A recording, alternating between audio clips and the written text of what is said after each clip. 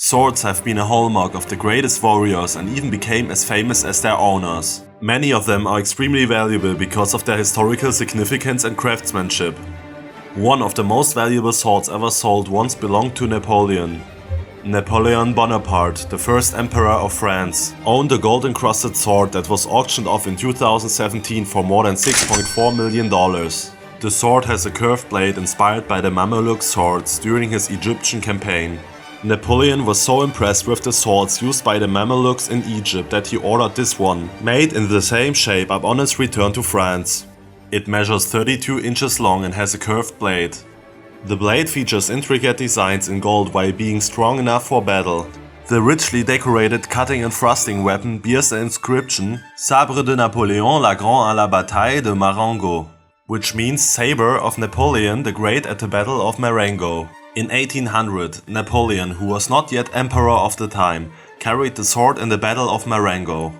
The Battle of Marengo was fought on 14th June 1800 between French forces under the first consul Napoleon Bonaparte and Austrian forces near the city of Alessandria in Piedmont, Italy. Legend has it that Napoleon marched to the front at the Battle of Marengo with a saber in his hand to encourage his soldiers in the face of impending defeat. When defeat was already foreseeable, the little general climbed a hill and cheered on his soldiers with his saber drawn. In the end, Bonaparte's troops were able to decisively defeat the Austrian army during the battle in northern Italy in June 1800. The victory at the Battle of Marengo brought northern Italy back under French control. His victory in the battle also consolidated his power in France, making the sword even more valuable. Napoleon Bonaparte became the crowned emperor in 1804. Years later, Napoleon gifted the sword to his brother Jerome, the King of Westphalia, as a wedding present, and it was passed down through generations. The direct descendants of the French emperor owned the sword, including Prince Victor Napoleon. However, the disagreement within the Bonaparte family resulted in it being auctioned off. Discord within the Bonaparte family was the reason the sword was on the auction block. Part of the family did not want to sell it. An unidentified woman who set off the bidding war bought the sword as a gift for her husband, one of Napoleon's descendants.